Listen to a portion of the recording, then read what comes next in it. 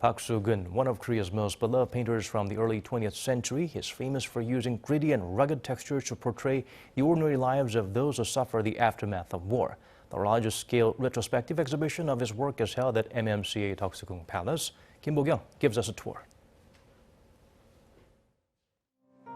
A painter who paid careful attention to the lives of the ordinary people as they rebuilt their lives after war.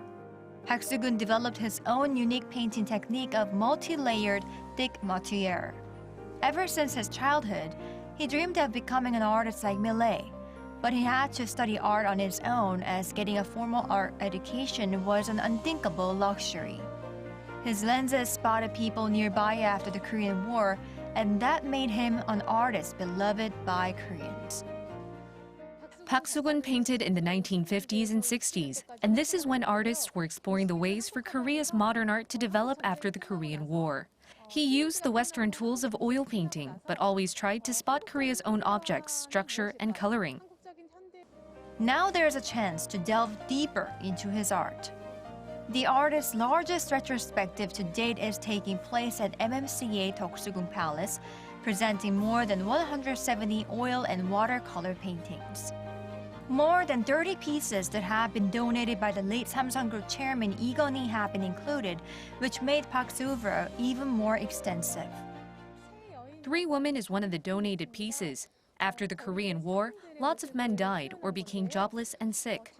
Women had to be the breadwinners, and the painting depicting them either having cigarettes or cupping their chins because they were struggling for sales.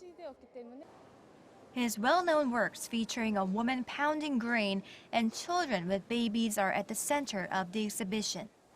Other masterpieces include those that went overseas after being bought by foreign buyers, such as Old Folks Chattering, which was bought by a professor at the University of Michigan.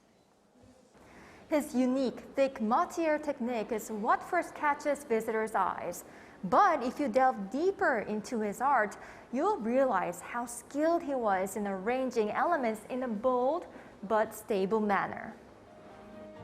Barren trees take up the main space, a bold and daring attempt, but Park makes the structure stable with other elements such as people next to trees. Leafless branches make the paintings wintry, but as spring comes after the winter, it shows the artist's hope that one day a warm spring would come. Bo-kyoung, Arirang News.